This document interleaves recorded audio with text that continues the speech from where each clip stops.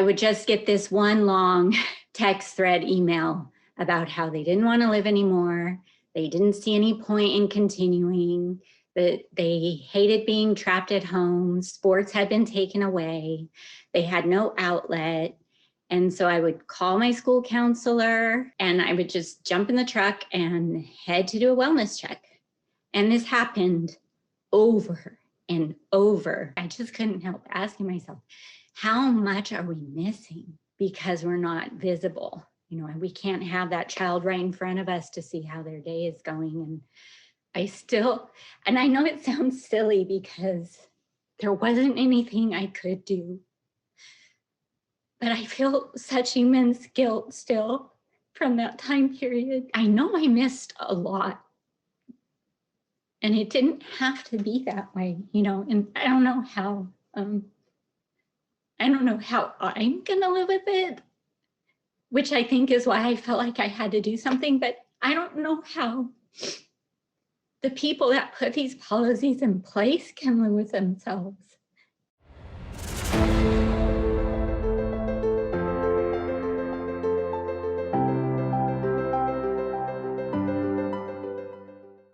Welcome to the Restore Childhood podcast. I'm Stephanie Edmonds, and today I'm here with Lea Steele. She's a mother, a teacher, a coach, and she has been a fierce advocate for children publicly since January 2021. So thank you so much, Lea, for joining me here today. Why don't you go ahead and start off? Give us a little bit more of an introduction. I forgot to mention you're from California, so you have been, experiencing some of the longest school closures, some of the most restrictive measures. So just give us a little bit about you and an overview of your experience the last 2 years.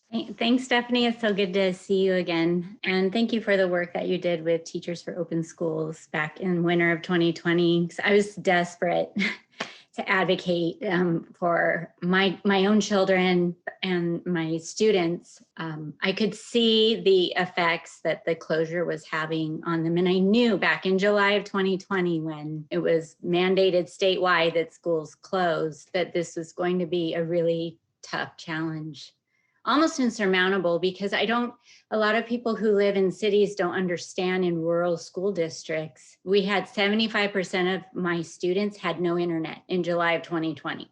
So within a span of 6 weeks, they were expected to get a Chromebook, get a hotspot. I live in a very, very poor Title I district. You've got multiple kids living in the same home, all expected to be streaming the classroom going on. In fact, I had one student who was having so much trouble in the fall of 2020 that her mom would bring her and she would sit outside the school, right outside my room on the fence, the other side of the fence, so that she could get the school's internet. And we did a bunch of meal drop-offs naturally because we provide a large source of their daily nutrition. And so I would go along on the bus rides in the fall of 2020, and the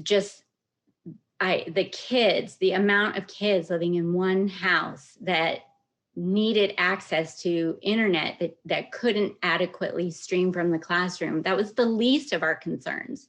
I mean, I had a student living in a tent with his parents because of the shutdown. His parents lost their job. Then one of my students had a sister who's 3 who had a hearing impairment. And because the county was shut down and school services were shut down, in California, public schools help with speech therapy if the child's in district as young as 2, but she couldn't receive services. No one even knew she needed services, but that's something that would have been caught had kids been in person. So it's just these little stories that I was encountering. And then would come the emails on Friday night. For whatever reason, a lot of my students, I teach 8th grade, so they're 13. I would just get this one long text thread email about how they didn't want to live anymore. They didn't see any point in continuing, that they hated being trapped at home. Sports had been taken away. They had no outlet. And so I would call my school counselor. I would get in my truck, 'cause I would always get it Saturday morning when I woke up. And I would just jump in the truck and head to do a wellness check. And this happened over and over. And that's not even counting the kids that didn't bother to email that were feeling this way, because we got screens of their ceiling fan, or we got their hoodie pulled up. They were just, it was really hard. And then at the same time that I'm trying to help 90 kids through this period, I had my own two sons at home. So I had a 15-year-old who was a sophomore. He did ag welding over Zoom that year. Don't ask me how that was. Yeah. He did what? Welding? Ag welding on Zoom. What's ag welding?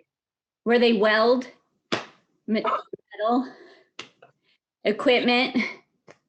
Yeah. So what, did they just like talk about it? Yeah, it was a series of Google slides, like, this is what you would do if you were here. And I was like, God help me. I hope nobody hires a teenager from California to weld anything in the next 5 years, because none of them have actually done it.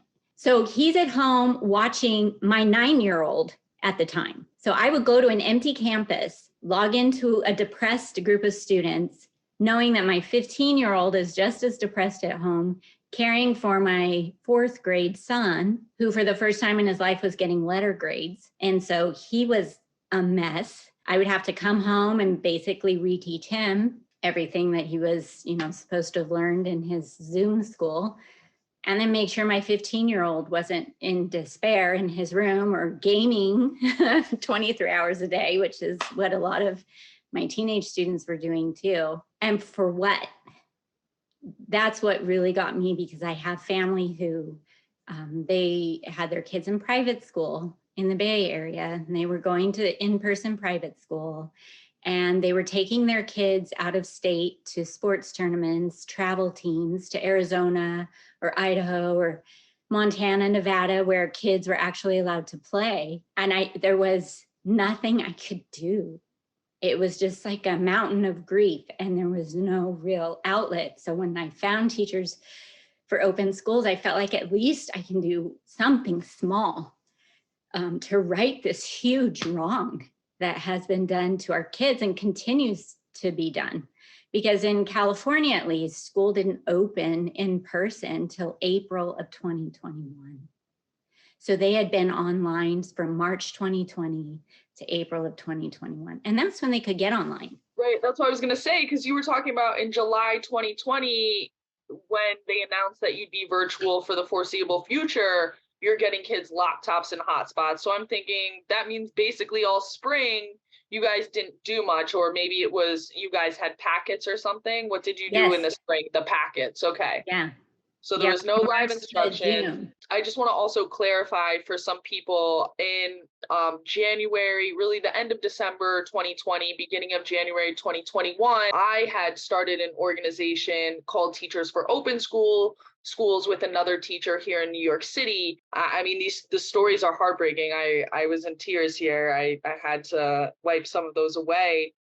And those really just start to scratch the surface, because what you said was, these are just the stories that we know. We know from just historically, teachers are mandated reporters. We know the things that teachers have had to report. You yourself had one of those situations. Mandated reporting went way down in fall of 2020, and that wasn't because there wasn't abuse happening. It was just, you are the first person usually as a teacher to catch it. And my 3rd year teaching ever, I had a student who, he just seemed a little off. He was shy. I caught him stealing food from my snack bar. I was the activities director. And I asked him to write about it, because he was one of those kids that was so tense all the time. I taught 6th grade. And so he wrote down that his dad was in the Navy and he was shipped out overseas, and his stepmother would lock him and his younger brother in the bathroom when they got home from school, and they would not be fed. She would not feed them, and she would beat them if they made any noise. And this is like 25 years ago. And so I always had his story with me, and I was a mandated reporter. The police got involved. He and his brother were removed from the home. But the reason that happened was because I was there every day to be witness to his behavior and that it seemed a little off. And he trusted me enough to tell me what was going on. And so his story and his brother's story, especially in the fall of 2020, I just couldn't help asking myself, how much are we missing because we're not visible? You know, we can't have that child right in front of us to see how their day is going. And I know it sounds silly because there wasn't anything I could do, but I feel such immense guilt still from that time period. I mean, you know, I would go visit their houses. So for each kid that had a birthday, I would drive out to their house, bring them a birthday present. There were 2 boys that I would drive to their house after school and do some tutoring with them. But I know I missed a lot. And it didn't have to be that way, you know, and I don't know how I'm gonna live with it, which I think is why I felt like I had to do something, but I don't know how the people that put these policies in place can live with themselves. But maybe because they don't see it, they didn't see it, you know, and their kids were in private school and their lives were fairly normal. They don't see how the majority of the kids in Central Valley, how they live. School is literally their lifeline. It's their sports, it's their meals, it's their special services. We have a food pantry, we have a clothing pantry on campus. We don't even have a park in that little town. The school It's like is a centralized location, right? Yeah, it's the focal point of the community in a small rural town, and they didn't have that. So that his story just stuck with me, and eventually I wrote a piece about it because I needed people who couldn't see it to understand what was going on. I definitely encourage everybody to go over to the Restore Childhood Substack. So that's restorechildhood.substack.com, and check out Lee's piece where she really she just gave kind of the short version of it here, but goes into detail over there. So definitely go check that out. And I also wanted to touch on the coaching sports piece, which we've mentioned a little bit here and there. But I really wanted to bring some focus and attention to that, because although we are back to normal or some sort of veil of normality, there are still restrictions and there are still these lasting impacts. Of course, we see some in school, but I think sports is the other place where we're really still seeing, whether it be the restrictions themselves kind of still left over, but also just like, where are the kids playing sports, or how have things changed from the kids before you do cross country? So the types of behaviors and general enthusiasm from before to after. In the fall of 21, when we were back, but it was still touch and go. And the students, you know, I really encouraged them. I said, just for our mental health, being active is really important. So I encouraged them to join any sport. So I had a cross country team. It was much smaller than previous cross country teams, but I thought, well, we'll grow from here, you know, and we'll see what happens with track and field, which is in the spring. So I started with about 18 runners, and every week there was a new policy in place.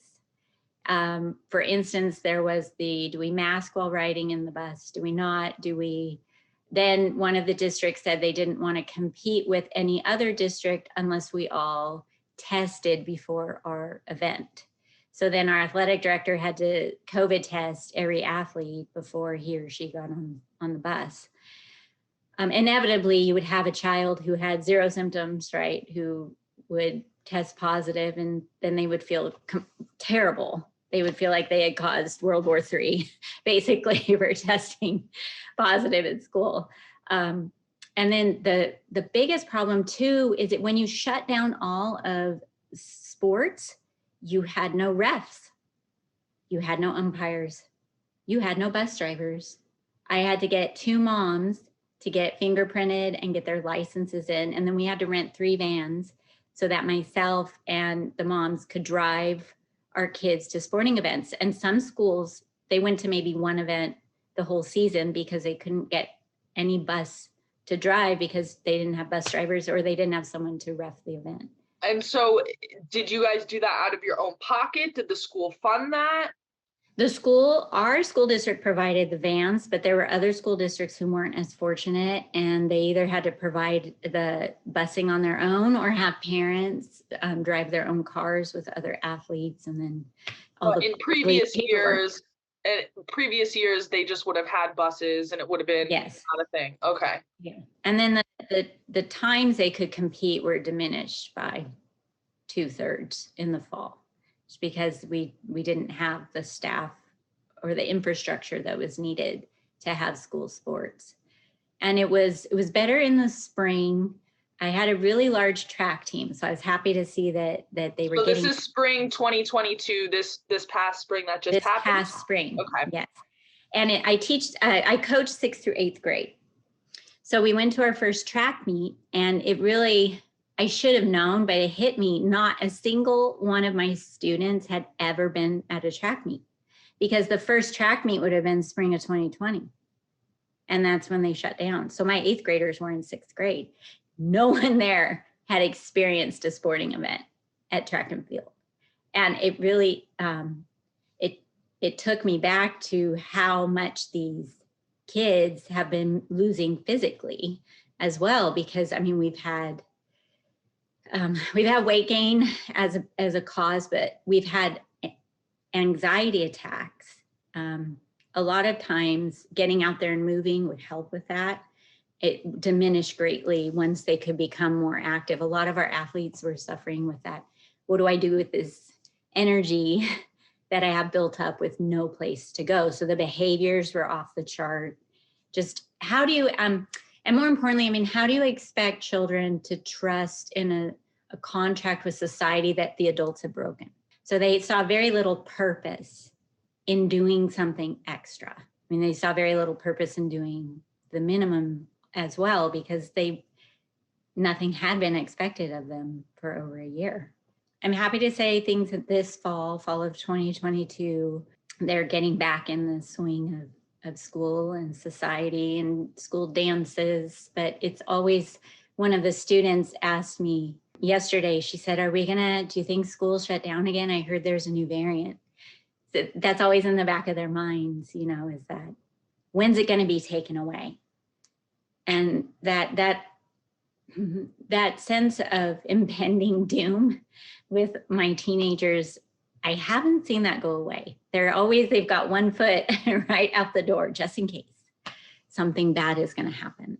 And I think those are things that people that's the kind of the irrevocable harm of shutting down society like that we're still feeling the effects of, especially here in California. Even college sports, my son's a senior and he's looking at different colleges to go to, but all of the public schools, in the state, if you don't have the COVID vaccine, you have to get a waiver. And if you're granted that waiver, you have to be tested weekly on campus. And so a lot of my students who were in 8th grade, but they're graduating, they said that they don't really want to go to school in California because they don't want to have to jump through the hoops that other people don't have to jump through. They've lost the sense of, why does this matter? I do think that sharing these stories, documenting these incidents, and really just standing up and speaking